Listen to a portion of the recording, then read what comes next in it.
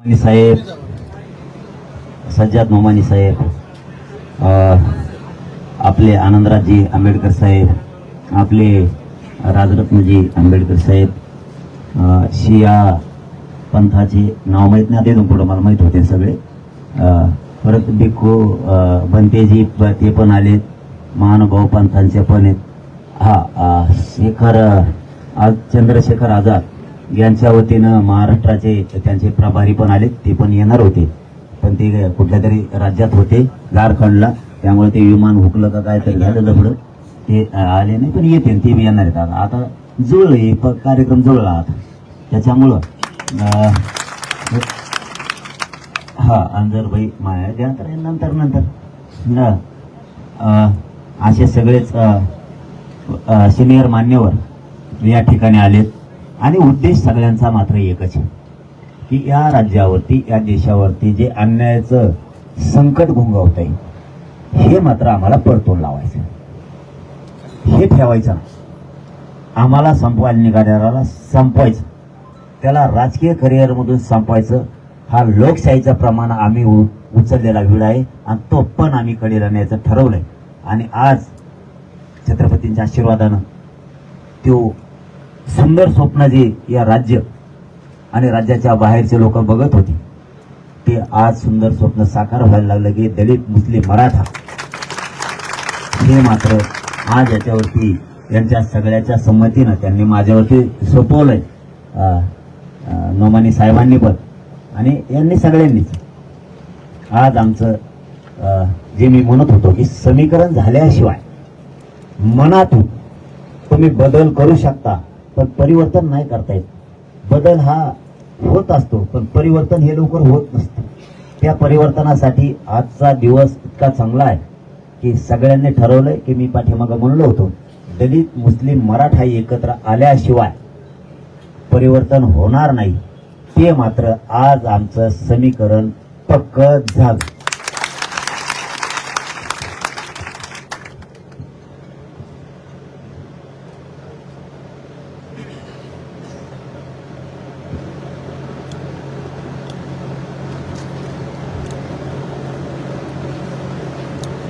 आधी आमच्यासाठी प्रथम कर्तव्य होतं, जो समाज समोरून अन्यायासाठी आक्रोश करतोय, आपलं दैनंदिन जीवन जगण्यासाठी आक्रोश करतोय, आमचं प्रथम कर्तव्य अगोदर होतं की त्यांच्या वेदना आणि आक्रोश जाणून घेतो. आणि ते आम्ही जाणून घेतल्या आणि आम्ही आज जे समीकरण कधी जुळणार नव्हतं 75 वर्षात, ते आज एकमतानं, बहुमतानं नाही, एकमतानं पक्का झालंय आमचं की आम्ही तिघही आज एकत्र आलोय. हे आमचं फायनल शिक्कामोर्तब. इतक्या वेळच्या चर्चेत सगळे प्रश्न झाले, शेतकऱ्यांचे, मराठा, मुस्लिम, दलितांचे, ओबीसींचे, धनगरांचे, सगळ्यांच्या प्रश्नावरती, आम्ही महिलांच्या प्रश्नावरती जितके प्रश्न होते आम्ही ड्राफ्टच तुम्हाला देणार आहे दादा, की शेतकऱ्यांचा घेतला, युवकांचे प्रश्न असतील, सुशिक्षित बेकारींचे असतील, या सगळ्या बाबत, धर्म सुद्धा त्यावरही आमची चर्चा झाली. मी हिंदू आहे, तुमचा इस्लाम धर्म आहे, यांचा बौद्ध धर्म आहे, आपण एकमेकाच्या धर्मात शब्द करायची नाही. दोघांनाही आपण आपल्या धर्माचा स्वाभिमान असला पाहिजे. मलाही माझा गर्व स्वाभिमानी, हे आमचं याच्यावरती एकमत झालं आणि हे टिकतं. नोमानी साहेबांना हे खूप, त्यांना सुद्धा खूप आवडले हे शब्द जे आम्ही बोललो ते. तसंच आज शिक्कामोर्तब झालं, एक भाग पक्का. दुसरं की आता सगळ्या जाती धर्मासाठी 1-2 दिवस आम्ही आणखी मध्ये गॅप ठेवला. कारण लिंगायत धर्म बांधव येणार आहे, बंजारा बांधव येणार आहेत, ओबीसी मधले काही बांधव येणार आहेत, असे जे बाकीचे धर्मगुरू आहेत, महानुभाव पंथाचे धर्मगुरू आहेत, वारकरी संप्रदायाचे आमचे बांधव आहेत, संत महंत आहेत, हे सगळे एकरूप होणार आहेत. मग असं व्हायला नको, आम्ही तिघं एकत्र आलो, बाकीच्यांनी काय केलं, त्यासाठी 1-2-3 दिवस मध्ये आम्ही 3 तारखेपर्यंत गॅप ठेवलाय. याच्यासाठी ठेवलाय तेही लगेच सांगून टाकतो, म्हणजे पुन्हा लफडत नको, परत तुम्ही विचारायचं आणि ते मायना राहायचं ध्यानात, त्यापेक्षा लगेच वाचा सांगून टाकतो आणि मोकळा होतो तुम्हाला. कारण आज आमचं ओरिजिनल अधिकृत शिक्कामोर्तब झालंय, मराठा, दलित, मुस्लिम एकत्र आला. एक.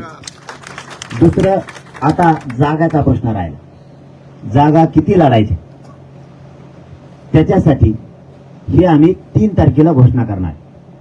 जागा कोणचे म्हणजे मतदारसंघ कोणचे लढायचे आणि उमेदवार कोण याच्याबाबत आम्ही उमेदवारीची बाबत लावून धरणार नाहीत एकमेकाला. हे बी आमचं ठरलं. कुंकड मोकळं सोडायचं, याला वाजवायचं, याला ठेवायचं नाही, याला ठेवायचं नाही. याने मला एवढा त्रास दिला ना, माझ्या समाजाला एवढा त्रास दिला की अति त्रास दिला. त्यांचे कधीच आम्ही शत्रू नव्हतो, कधी विरोधकही नव्हतो, असण्याचं कारणही नाही. विनाकारण माझ्या आईवरती हल्ला केला. माझ्या लोक रक्ताच्या थारोळ्यात पाडले काही कारण नसताना. ज्या लोकांनी तुम्हाला राज सत्तेवरती बसवलं त्याच लोकांच्या डोक्यात पोटात तुम्ही गोळ्या घातल्या, रक्ताच्या थारोळ्यात पाडले. आमच्या आई बहिणीवरती तुमच्या हातात सत्ता होती म्हणून तुम्ही इतकं त्रास आम्हाला दिला, आम्हाला हिणवलं, आमच्या शेतकऱ्यांचं वाटोळं केलं, मराठ्यांचं, दलितांचं, धनगरांचं तुम्ही वाटोळं केलं, गोरगरीब ओबीसींचं, मुस्लिमांचं तुम्ही वाटोळं केलं. त्याच्यामुळं मी पुन्हा सांगतो, हे विरोधक नव्हते, कधी शत्रू नव्हते. ज्यांनी आमच्यावरती वार करायला नको होता, आम्हाला हिणवायला नको होतं, हीन वागणूक आम्हाला द्यायला नको होती. कारण तुम्ही एवढा त्रास आमच्या गोरगरीब जनतेला दिला. त्यामुळे हा उठाव होणं आवश्यक होतं, ते झालं. त्यामुळे आम्ही जाग्या ठेग्याला लढवण्यात लई पडणार नाही. आम्ही एक झालोय. आता तिसरा मुद्दा सांगतो. आम्ही लोकशाही मार्गाने चालू. ज्यांची ताकद आहे त्याने त्याच्यासाठी वापरायची, आम्ही आमच्यासाठी वापरणार. अजिबात कोणाला दादागिरी करायची नाही. लोकशाही प्रमाणात तुम्ही उभा राहताय तसे आम्ही उभा राहतो. आम्ही ठरवणार कोण माणूस द्यायचा कोण नाही द्यायचं. त्याच्यावरती दादागिरी कोणी करायची नाही. आचारसंहितेचे सगळे नियम पाळून प्रत्येकानं वागायचं, ती कोणताही पक्ष असो. वर्षानुवर्षे पिढ्याना पिढ्या तुम्ही उभा राहताय. एखाद्या गरीबाचे लेकरं उभा राहतात लोकशाही मार्गाने, तुम्ही त्यांना रोखायचं नाही. अजिबात तुम्ही रोखायचं नाही. तुमच्या पद्धतीनं तुम्ही जनतेपर्यंत जा, मतदारांपर्यंत जा. आम्ही तसेच जाणार आहेत. धमकायचे, दादागिरीचे, गुंडगिरीचे प्रयोग करायचे नाही.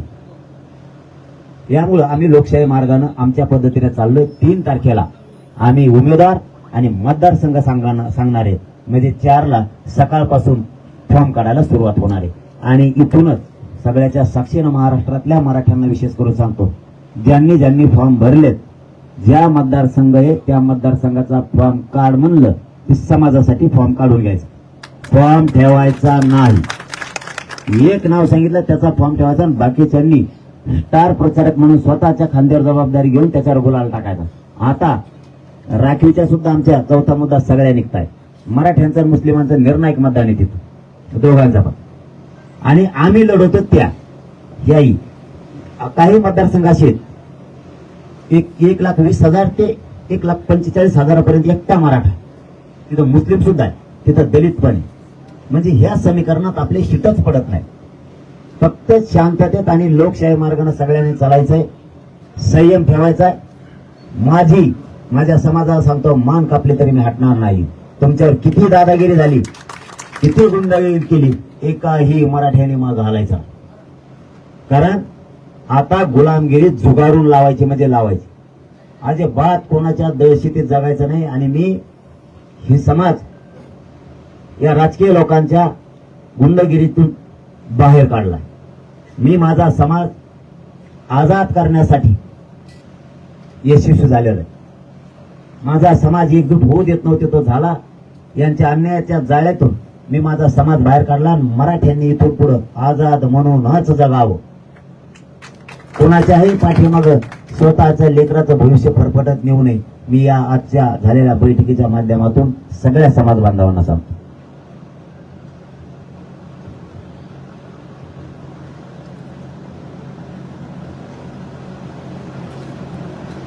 दिलंय काय? आमच्यावरचा अन्याय दलितांना दिलंय काय? मुस्लिम मराठ्यांना दिलंय काय? धनगरांना ओबीसींना दिलंय काय? मायक्रो ओबीसी आत्ता या रडतो. काय दिलं शेतकऱ्याला तुम्ही? 75 वर्षात लाईटचा पोल सुद्धा तुम्ही बदलू शकला नाहीत. 72चे पोल येते, 72च्या दुष्काळात टाकलेले ते असे वाकडे झाले, ते सुद्धा टाकले नाहीत. आणखी तुम्ही केलंय काय? लाईट पाणी तेच ऐकतोय मी लहानपणापासून. कोणचं सरकार आलं की लाईट पाणी आरोग्य शिक्षण विकास एवढं देऊ. काय दिलं होतं? पाणी नाही दिलं, शेतीमालाला भाव नाही, तू साधी कर्ज मुक्ती सुद्धा करू शकलेला नाहीये. अनुदान 1 रुपयाचा पीक विमा गेला कुठे सरकारचा? 25 कंपन्यांचं म्हणणं आहे 1 रुपयाचा विमा होता, त्याचे हप्ते न भरल्यामुळे आम्ही शेतकऱ्याचा पीक विमा देऊ शकत नाही. मारले शेतकरी तुम्ही नदी लावता का 1500 रुपये देऊन? म्हणजे तुम्ही आयुष्याचं कमवता आणि माझ्या शेतकऱ्याला, माझ्या गरीब लोकांना तुम्ही आयुष्याचं देत नाहीत. लढाई ही आयुष्याचं लेकरांना मिळवून देण्यासाठी, अन्याय न होऊ देण्यासाठी. बस खूप बघितलं आता नाही. सहन करण्याची क्षमता संपली. आता परिवर्तन होणार. पुरे सुपडा साफ करणार म्हणजे करणार, सोडतच नाही मी यांना. चिन्ह मिळालं ठरवून राव. आणखी चिन्हच यायचं राहिले का? बाळाला मोठा मसाला पाळलाय आमचा. आता आम्ही 3 तारखेला सगळं बाहेर टाकतो ना. आम्हाला बघून द्या ना कोण कोण ठेवते, काय काय करते, त्यांची काढाघाली सुरू होणार आहे ना तिथं. आता एखादा डाव एवढा शेवटचा ठेवू द्या आम्हाला बी, कारण आमचं काय झालेलं आहे. मी खरं सांगतो, पण काही ठेवणार राहून द्या राव. राजकारणातलं कोण ठेवत असते म्हणतात, काही सगळं सांगत नसते असं म्हणतात. मला लय शिकेले आता भरपूर त्यांनी, आमच्या देवेंद्र तात्यांनी लय शिकेलंय मला. मी म्हणत होतो मला वाटावर नेऊ नका, मी लय पाचका करीन तुमचा. ते हलक्यातच घेतो का उडलं सुटलं की त्याच्यामुळं. आता मी तरी कमीत कमी आता आमचा कोणी विरोधक नाही, फिरोधक नाही. आम्ही लोकशाही मार्गाने चाललो. अजिबात मध्ये कोणी यायचं नाही महावाट्यावर. मध्ये आला की मग तू पुढं बघ काय होतंय. कारण मला गरजच नाहीये तुमच्या वाटा जाण्याची. आम्हाला तिघाला नाही, चौघाला नाही. आम्ही आमच्या लोकशाही मार्गाने चाललोय, तुम्ही तुमच्या लोकशाही मार्गाने जायचं. पण माझ्या समाजाचा आणि या राज्यातल्या जनतेचा वेळ आम्ही खांद्यावर घेतलाय आता त्यांना न्याय देण्याचा. कसला गरीबातला गरीब होत्या सगळ्यांना सांगतो. छोट्या मोठ्या जातींना गरीबाची लाठी आता मागे सरकवणार. तुमचा एक साधा कागद द्याला ना तर माणूस मोकळा माघारी जाऊ देणार नाही. कधीच जात म्हणून त्याच्याकडे बघणार नाही मी, कधीच. आणि आताही मी जाऊ देत नाही माणूस. तुम्हीही बघता पत्रकार बांधव इथं 14 महिन्यापासून कुठल्याही जातीचे तुम्ही त्याला जात विचारा, त्याने जर कागद दिला ना तर मी तो प्रश्न एका फोन मध्येच मार्गी लावतो. कधी जात बघत नाही त्याची. कित्येक तरी मुस्लिम बांधवण्याचा अनुभव आहे, कित्येक तरी दलित बांधव मी तुम्हाला उभा करून दाखवीन, कित्येक तरी धनगर बांधव, ओबीसी बांधव मी उभा करून दाखवीन तुम्हाला की मी त्यांच्यातले जात कधीच बघित नाही. एकदा जर ह्या गरीब पोरांच्या हातात केंद्र दिलं ना तुम्ही दोरे, यांचा खेळच आवरितो. यांचा खेळच आवरितो.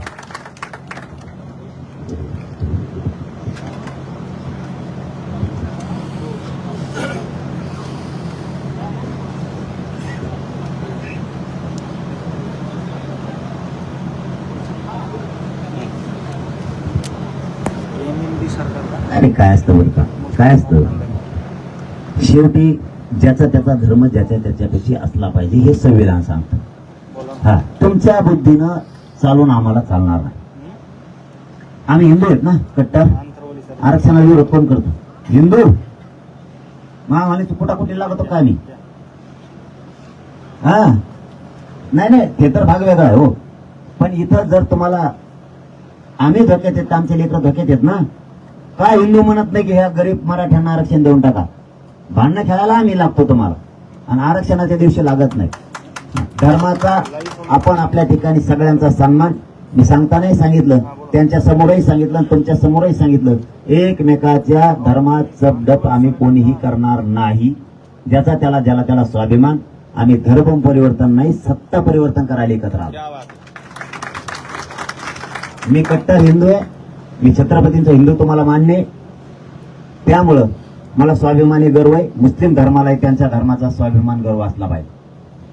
तसाच बौद्ध धर्मांनाही त्यांच्या धर्माचा स्वाभिमान असला पाहिजे. आपण एकत्रित येत सत्ता परिवर्तनासाठी, आणि ती मात्र आता आम्ही करणार. आमच्या त्याच्यात कोणाचं दुमत नाही. आम्ही गप्पा आणल्या घरच्यासारखं. आपलं तसं आहे. एक तर मग हिंदी त्यांना कळत नाही.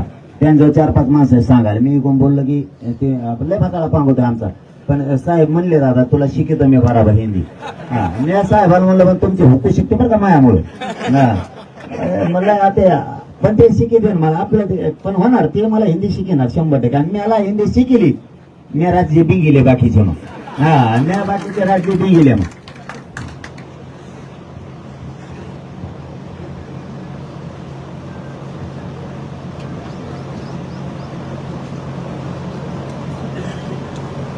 नाही, मी सांगतानाच तुम्हाला सुरुवातीला काय सांगितलं की आज आमचं जे महत्वाचं अधिकृत बैठक होती की मराठा मुस्लिम दलित एकत्र येणं आधी गरजेचं होतं. ते आता एक मतानं कुणीच कोणाच्या शब्दाच्या पुढे नाही असे आले सत्ता परिवर्तनासाठी. एक भाग झाला. आता आम्ही 3 तारखेपर्यंत रिकामा पेश ठेवला 2-3 दिवस मध्ये.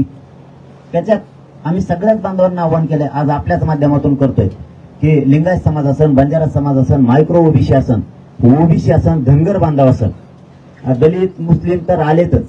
आणखीन याच्यामध्ये जे कोण महानुभाव पंथांचे बांधव आहेत हे सगळ्यांनी आपण यावं. या लाटीत आपण सगळ्यांना सहभागी व्हावं.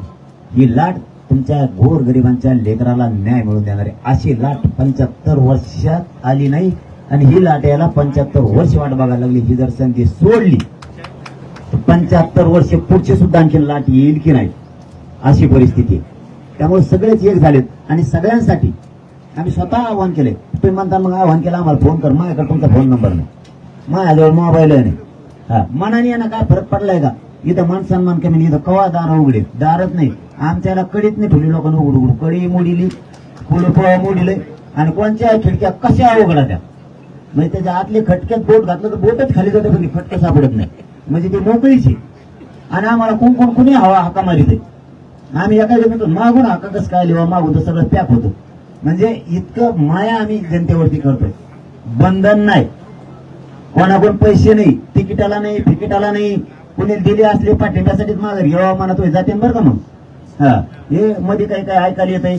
कोणी म्हणतो माया भेटीत असा आहे, माया भेटीत 25,000 रुपये घेतले तुम्ही तिकडच. आणि मी इथं पडून ना झाडा घालणे बाच्या कवा ये ना तू, वशिल्याची गरजच काय झालं बोलायचं. ओके.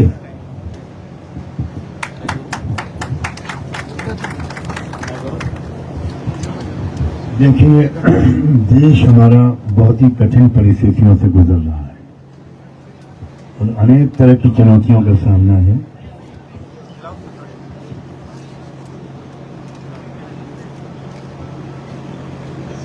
देश के लोग अगर विभाजित होते चले गए तो विदेशी ताकतों के षड्यंत्र का मुकाबला नहीं कर पाए. बहुत कम लोग ये बात जानते हैं कि जो देश के अंदर फूट डालने वाली शक्तियां हैं जो आज सत्ता में हैं वो विदेशी ताकतों की एजेंट हैं और उनके इशारे पर इस देश को विभाजित करने के लिए उसी पुराने फार्मूले पर अमल करने की कोशिश कर रही हैं, divide end rule.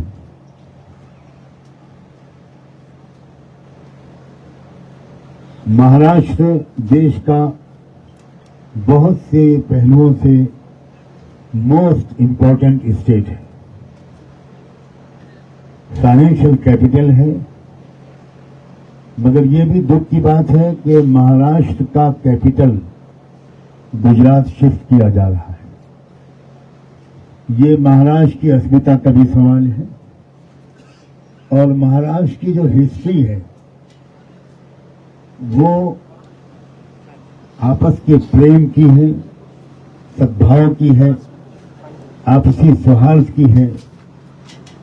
Chhatrapati Shivaji Maharaj की पूरी सही हिस्ट्री ये बात बताती है कि उनके तोपखाने के जो इंचार्ज थे वो इब्राहिम खान थे और उनको सबसे ज्यादा जो विश्वास था वो उन मुसलमानों पर था जो उनके दरमियान और मुगल बादशाही के दरमियान वो मीडिएशन का काम करते थे. महाराष्ट्र देश के लिए एक मिसाल हुआ करता था आपस की मोहब्बत और सद्भावना का. लेकिन संघ परिवार ने और उनके एजेंटों ने भारतवासियों को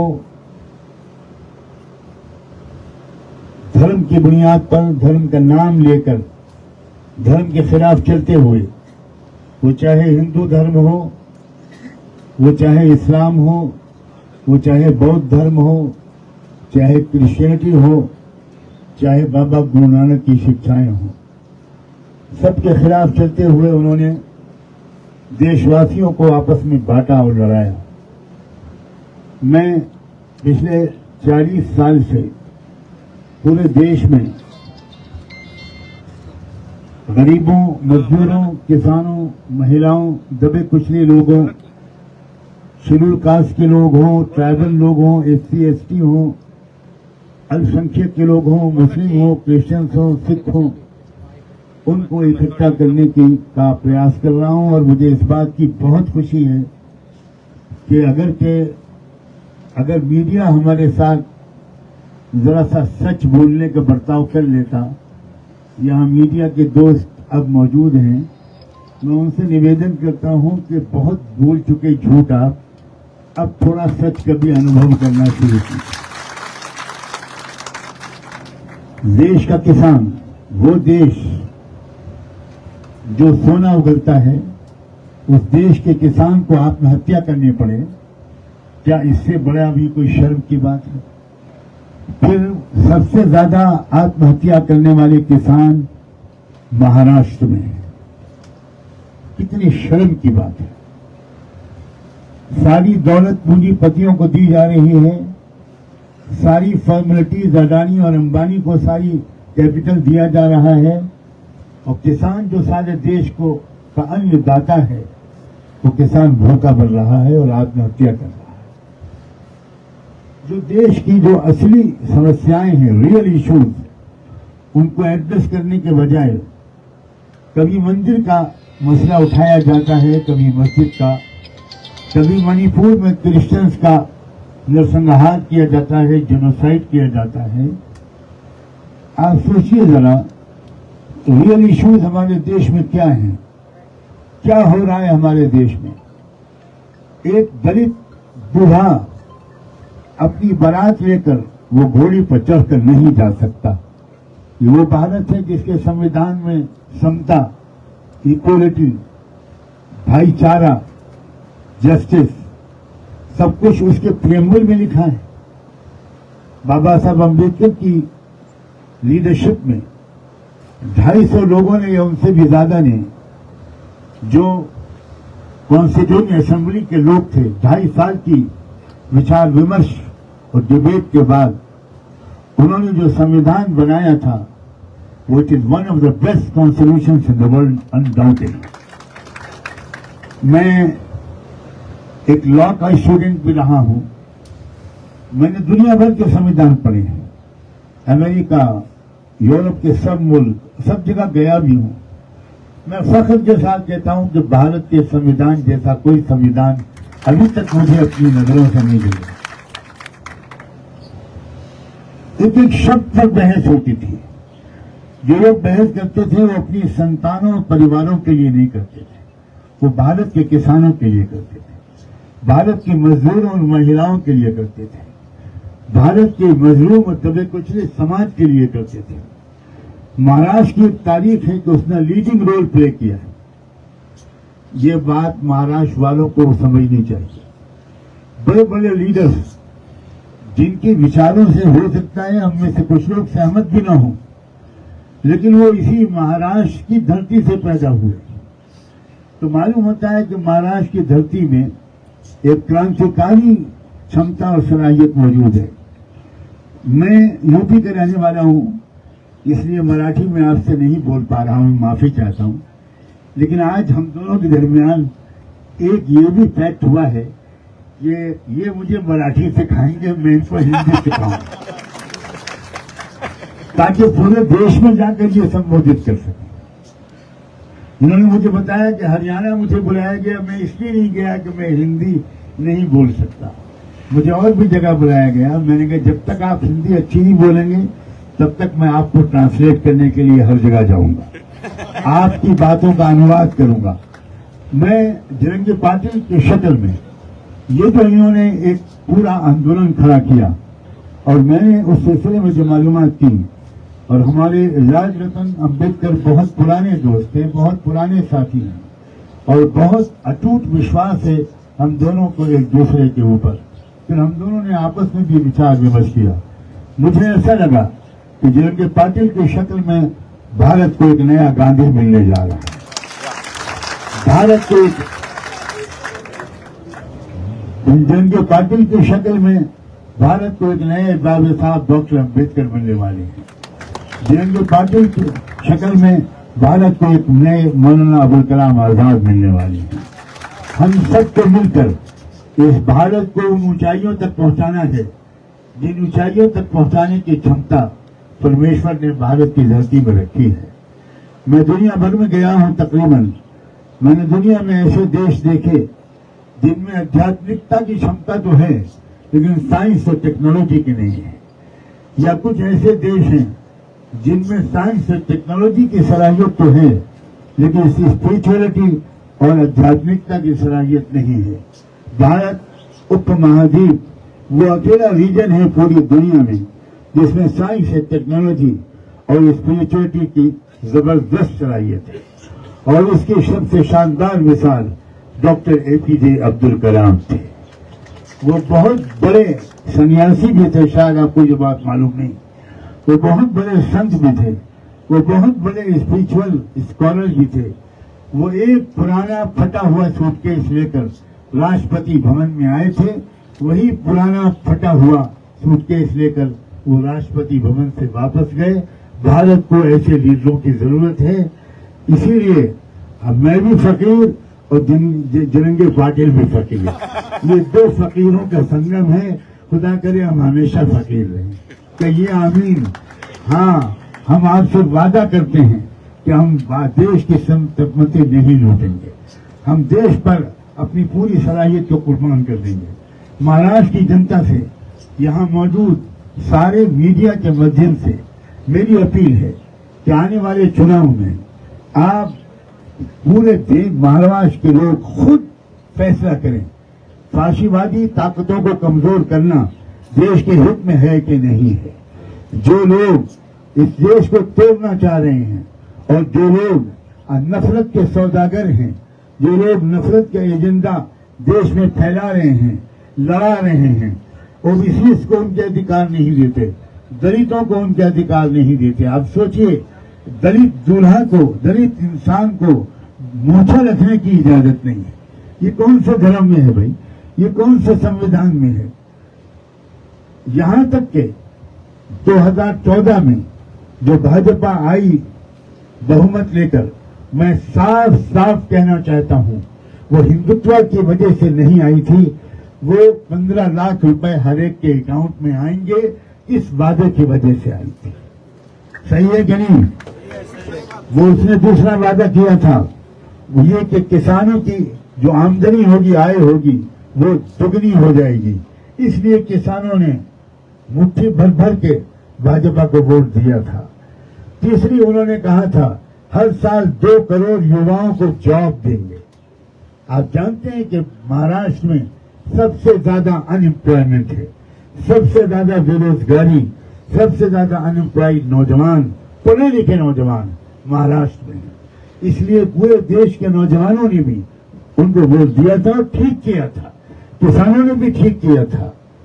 2 करोड़ जॉब मिलेंगे, इस वादे पर यकीन करके नौजवानों ने भी उनको वोट दिया था, वो भी ठीक किया था। 15 लाख रुपए हर भारतीय के अकाउंट में आएंगे, इस वादे पर यकीन करके वोट दिया था, ये भी ठीक किया था। लेकिन फिर क्या हुआ? किसी के अकाउंट में 15 लाख आए,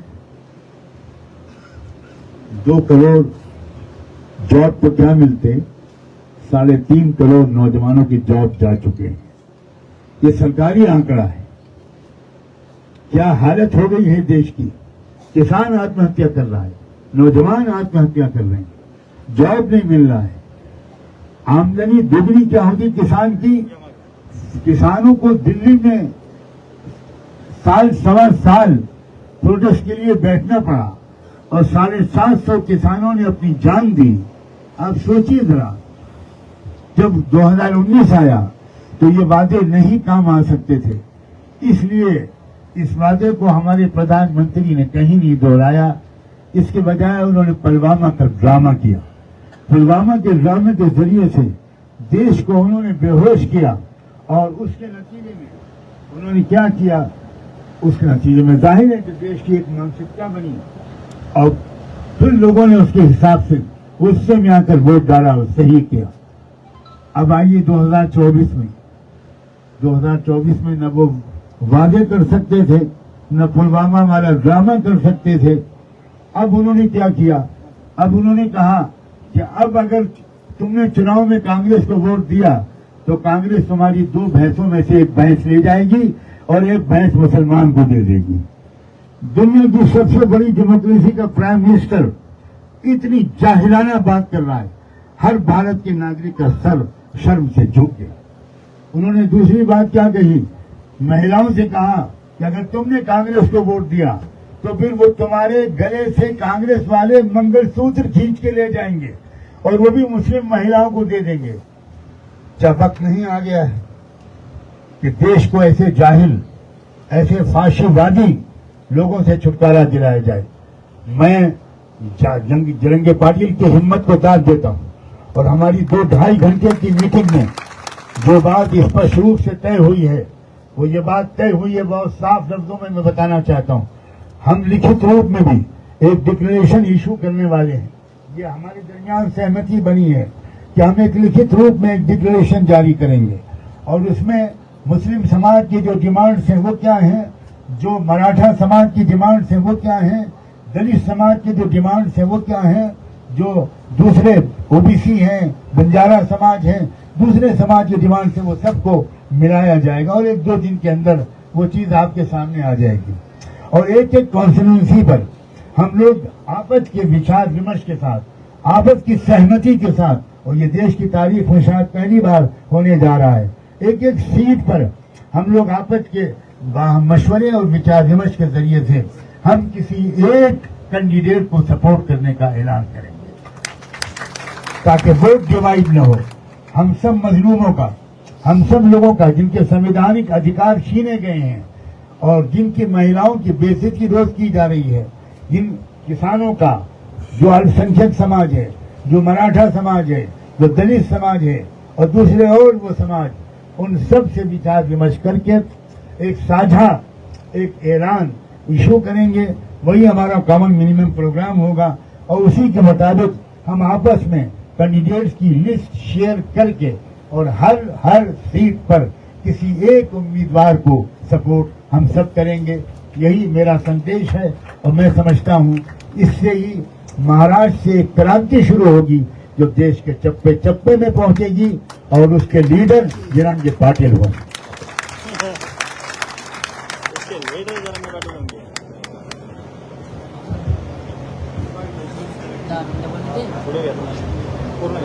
हमें क्यों नहीं लगता कि इनके साथ जाना चाहिए? आप इस सवाल का जवाब दीजिए। इसलिए लगा कि इन्होंने नफ्स पर हाथ रखा है। मराठा, मुस्लिम, दलित, अगर महाराष्ट्र में समीकरण मजबूत हो गया तो इससे एक बहुत ही पॉजिटिव मैसेज पूरे देश में जाएगा। यहाँ की मराठा आबादी बहुत मजबूत है, बड़ी आबादी है उसकी, और उसके अंदर भी ऊपर की लेयर और गरीब ये तकसीम है। किसको रिजर्वेशन आरक्षण मिला है, किसको नहीं मिला, आप मुझसे ज्यादा जानते हैं। मैं समझता हूं कि यहाँ महाराष्ट्र से बड़ी बड़ी तहरीकें पहले उठी हैं। मैंने शुरू में इशारा किया था, यही तहरीक देश के अंदर धर्म और जात से ऊपर उठकर अगर गरीबों और पिछड़ों और दलितों इन सब का एक समीकरण महाराष्ट्र में कामयाब होता है तो हम समझते हैं कि देश में भी वो कामयाब हो जाए।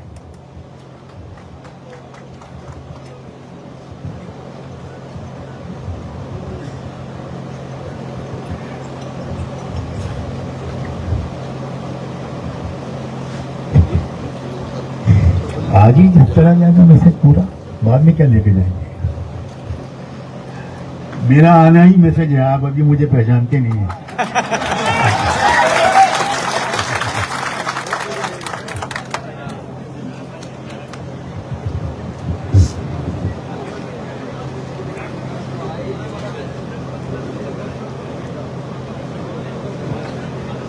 आज जरांगे पाटलांच्या बरोबर या इथे अजद साहेब आणि आम्ही असे सर्वजण मिळून अत्यंत 2-2.5 तास घमासान अशी चर्चा झाली आणि ह्या देशामध्ये ज्या पद्धतीचं वातावरण आहे, धर्माच्या नावाखाली आणि जातीच्या नावाखाली या देशामध्ये राजकारण करून या देशामधल्या गरिबांना, या देशामधल्या दुबळ्यांना, या देशातल्या दलितांना, या देशातल्या मराठ्यांमधल्या गरीब माणसाला, ओबीसीला सत्तेपासून संपत्तीपासून वंचित ठेवण्याचा हा जो 75 वर्ष प्रयोग चाललेला आहे, तो कुठेतरी उधळून लावायचा आणि खऱ्या अर्थानं या देशामधली ही लोकशाही, या लोकशाहीची फळं या देशामधल्या आमचा गरीब मराठा असेल, आमचा दलित बांधव असेल, आमचा मुस्लिम बांधव असेल,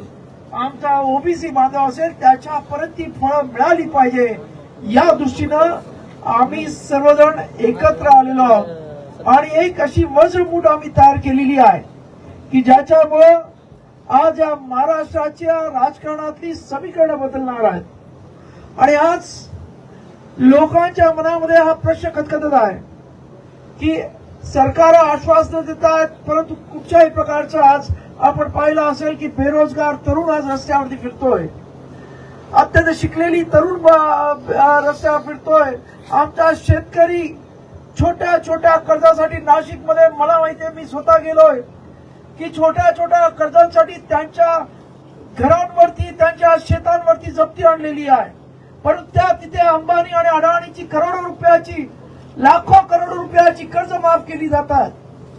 हे कुठेतरी थांबवायचं असेल तर खऱ्या अर्थानं या देशातल्या शेतकऱ्याच्या हातामध्ये, या देशातल्या दलिताच्या हातामध्ये, या देशाच्या ओबीसीच्या हातामध्ये, या देशाच्या मुस्लिमाच्या हातामध्ये सत्ता येणं अत्यंत गरजेचं आणि तोच प्रयत्न आज आम्ही सर्व मिळून करत आहोत की जेणेकरून या देशामधला जो 85% वंचित माणूस आहे, जो सत्ता संपत्तीपासून वंचित आतापर्यंत 75 वर्ष राहिलेला आहे, त्याला सत्तेवरती पोहोचवणं, याच ध्येयानं खऱ्या अर्थानं मनोज जरांगे पाटलांनी हे जे काही सुरुवात केली की या गरीब मराठ्यांना आरक्षण मिळालं पाहिजे। छोटा प्रश्न आहे की आजपर्यंत त्यांना आरक्षण मिळत नाही, ते पाठीमागे राहत आहेत, त्यांना आरक्षण मिळालं पाहिजे। बाबासाहेबांनी सुद्धा त्या काळामध्ये मराठ्यांना आरक्षण मिळावं यासाठी संविधानामध्ये तरतूद केली होती, त्या म्हणजे पंजाबराव देशमुखांना स्वतः ती तरतूद पाहिली, पण दुर्दैवानं त्या काळच्या मराठा समाजाच्या नेत्यांनी आम्हाला आरक्षण नको अशा पद्धतीची भूमिका घेतली आणि त्यामुळं दुर्दैवानं ते मराठ्यांचं आरक्षण आज सुद्धा मिळालेलं नाही। परंतु त्याच पंजाबराव देशमुखानं विदर्भामध्ये जाऊन मराठा समाजाला सांगितलं, तुम्ही आपल्या स्वतःला कुणबी म्हणून समजा, म्हणून घ्या। आज विदर्भामधला मराठा कुणबी म्हणून आरक्षण घेतोय, आज खानदेश मधला घेतोय, आज पश्चिम महाराष्ट्रातला घेतोय, आज कोकणातला मराठा आरक्षण घेतोय। मग या मराठवाड्यातल्या मराठ्याला आरक्षण का मिळू नये? आणि यासाठी म्हणून आज आम्ही सर्वजण एकत्र आलेलो आहोत की ज्या या प्रत्येक समाजाच्या ज्या योग्य आणि संयुक्त मागण्या आहेत, त्या या आपण सर्व एकत्र येऊन सत्तेवर येऊन या मागण्या मान्य करायच्या, अशा पद्धतीची भूमिका घेऊन आज आम्ही इथे आलेलो आहोत। आणि आज या संपूर्ण लढाईचं नेतृत्व अत्यंत ज्यानं मराठा समाजाचे हृदय सम्राट म्हटलं जातं असे मनोज जरांगे पाटील करतील असं मी ते जाहीर करतो। आणि आपल्या कोणा काही विचारायचं जरूर विचारा।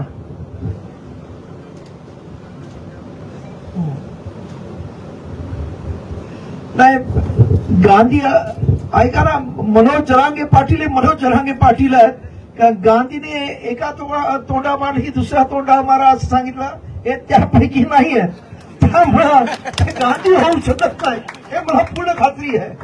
ते त्यांचं एक वेगळं एक हे आहे, त्यांची एक वेगळी पर्सनॅलिटी आहे, त्यामुळे मनोज जरांगे पाटील हे मनोज जरांगे पाटीलच असतील आणि ते खऱ्या अर्थानं महाराष्ट्राच्या नाही तर देशाच्या एकंदरीत राजकारणात नवं वळण देतील अशी माझी अपेक्षा आहे।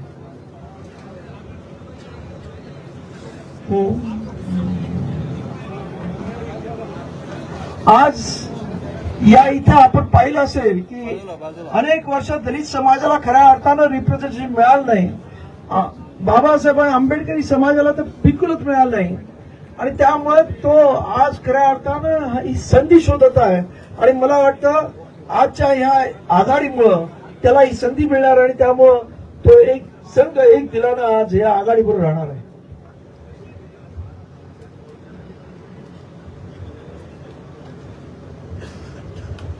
आज गरीब मंडळी अत्यंत बघितलं तर शेतकरी असतील, दलित असतील, या इकडचा आमचा मराठा बांधव आहे, अत्यंत दुःखी कष्टी झालेला आहे आणि त्यामुळे तो एक दिलाने एक विचारानं आज या आघाडीबरोबर एकत्र येत आहे.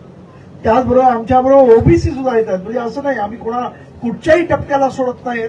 सर्वजण आमच्या बरोबर आहेत. धनगर समाजाचे आहेत, इतर सर्व आहेत आणि सर्वांना घेऊन इव्हन लिंगायत, बंजारा, इतर अनेक जे छोटे छोटे समूह आहेत त्यांना किंवा मायक्रो ओबीसी आहेत त्या सर्वांना घेऊन आम्ही पुढे जाणार आहोत.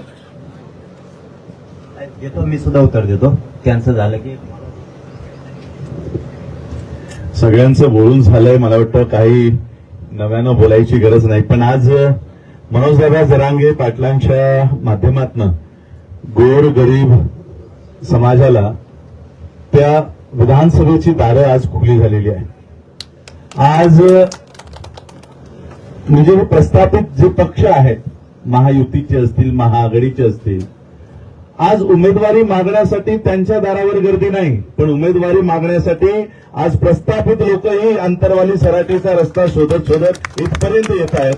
हीच एक खूप मोठी बदल या ठिकाणी आज मनोजदादा जरांगेंच्या माध्यमातून झालाय. म्हणजे आज हे संपूर्ण महाराष्ट्र हे केवळ काही कुटुंबाची मक्तेदारी झालेली आहे.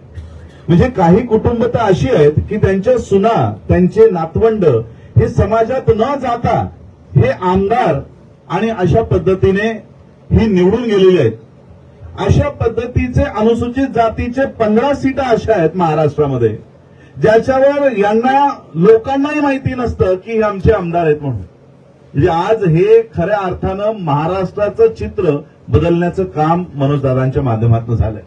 मागच्या 1.5 वर्षापासून जे आंदोलन मनोजदादांनी या महाराष्ट्रात उभं केलं, बाबासाहेब आंबेडकरांचं अनेक स्पीचेस आहेत. बाबासाहेब म्हणतात आता देश स्वतंत्र झाला, असहकार तुम्ही कुणाच्या विरोधात करणार आहात? ब्रिटिश तर निघून गेले, ब्रिटिश निघून गेले, असहकार आंदोलन आता कुणाच्या विरोधात करणार आहात? आणि म्हणून लोकशाही माध्यमातून जर तुम्हाला आंदोलन करायचं असेल तर त्या विधान भवनामध्येही तुमची लोक तुम्हाला पाठवता आली पाहिजे. हे खरं आंदोलन आज मनोजदादांच्या माध्यमातून आज उभं राहिलेलं दिसतंय. आज ज्या पद्धतीने मी मनापासून ही प्रयत्न करत होतो की हजरत नोमानी साहेबांची आणि मनोजदादांची भेट व्हावी आणि महाराष्ट्रामध्ये एक नवीन समीकरण तयार व्हावं, आज मनापासून आनंद होतोय की आमच्या या प्रयत्नाला यश आलं आणि नोमानी साहेब आणि जरांगे दादा आज एकत्रित येऊन केवळ महाराष्ट्राच्या राजकारणापुरतं नाही, आता ही मैत्री संपूर्ण भारतामध्ये जाईल आणि मराठा, बौद्ध, मुस्लिम हा एकत्रितपणानं स्वतःचे उमेदवार, आम्ही उमेदवार नाही मागत आहोत, आम्ही आमचे प्रतिनिधी मागत आहोत. आज मुस्लिम असतील, मराठा असतील, बौद्ध असतील, आमच्या वतीने बोलणारा एकही व्यक्ती आज कोणत्याही सदनात आम्हाला दिसत नाही, संसदेत दिसत नाही, विधान भवनामध्ये दिसत नाही. आणि म्हणून खरे प्रतिनिधी आणि तेही गोर गरीब समाजातले प्रतिनिधी आज त्या सदनामध्ये, त्या विधान भवनामध्ये पाठवण्याचं काम आम्हाला या माध्यमातून करायचं आहे. ही काही लोक म्हणतात की तुम्ही तिसरी आघाडीमध्ये आहात का युतीमध्ये आहात का? आमच्यासाठी ही तिसरी आघाडी नाही, आमच्यासाठी ही तिसरी आझादी आहे. जी आझादीची ही लढाई आज आम्ही ही सुरुवात केलेली आहे आणि नक्कीच एक चांगलं यश आम्हाला महाराष्ट्रातून संपूर्ण भारतामध्ये आम्हाला हे मिळेल एवढीच आशा आणि अपेक्षा मला आजच्या या मैत्रीतून मला पूर्ण ठाम विश्वास मला वाटतो. थँक्यू. माझा एक महत्वाचा सवाल आहे सगळ्यांना की आता आमचं ठरलंय, त्याच्यावर शिक्कामोर्तब झालंय, हे राज्यासाठी, गोरगरीब जनतेसाठी आनंदाची बातमी. दुसरं, जिथं मराठा उमेदवार दिला जाणार आहे तिथं ताकदीनं मुस्लिम आणि दलित बांधव मतदान करणार. हे सगळ्या जाती धर्मातल्या लोकांनी आजपासून लक्षात ठेवावं. जिथं दलित बांधवांचा म्हणजे बौद्ध बांधवांचा व्यक्ती दिलेला असेल किंवा राखीव मधला दिलेला असेल, त्याला मुस्लिम आणि मराठा ताकदीनं मतदान करणार, क्रॉस वोटिंग करणार नाही. जिथं मुस्लिम आहे तिथं मराठा आणि दलित आजपासून क्रॉस मतदान करणार नाही, एक शिक्का मतदान करणार. 2 गोष्टी झाल्या. तिसरी, आता दलित बांधवांनी, गरिबांनी, सगळ्या मराठ्यांनी आणि मुस्लिमांनी ताकदीनं आता इथून पुढे बाहेर पडायचं. अजिबात एकानं मागे राहायचं नाही. नसता तुम्ही तुमच्या सुंदर बघितलेल्या स्वप्नाला मुकणार आहात. कितीही दडपशाही झाली, काय झाली तरी आपण संयम धरायचा. त्यांना काय करू द्यायचं, निवडणूक झाल्यावर बघू, पण मात्र सगळ्यांनी बाहेर पडायचं.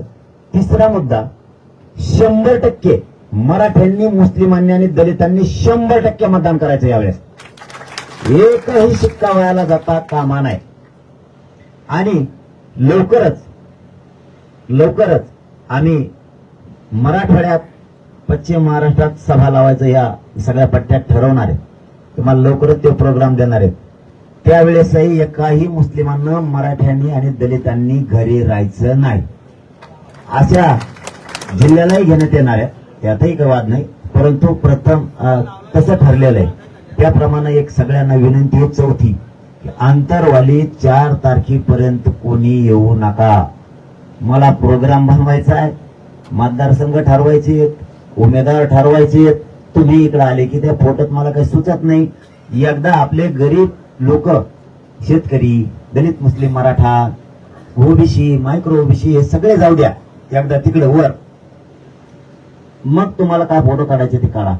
आणि माझी 5वी गोष्ट, मला शिव्या जरी दिलेल्या असल्या मीडियामध्ये, तरीही त्या बांधवांनी कुठलेही मनात कण न ठेवता या उठावात सहभागी व्हावं.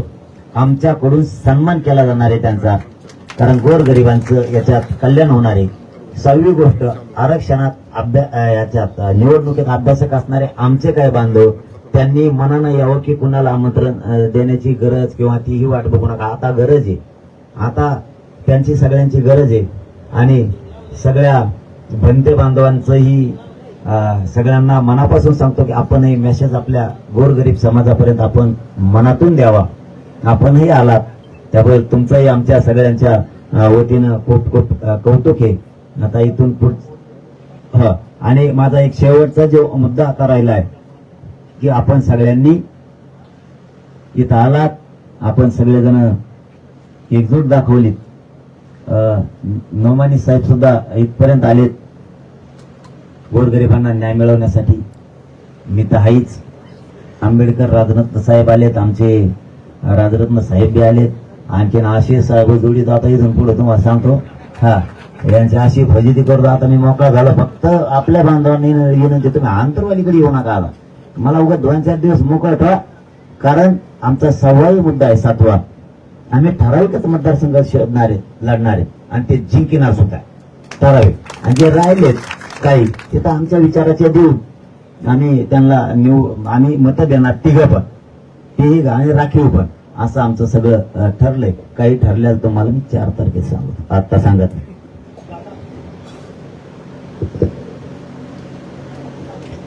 ते मला नाही कळत काही. मग काय सरळ असतं सगळं. पण ते साहेब आले 1 मिनिट बोलायचं. Hello hello hello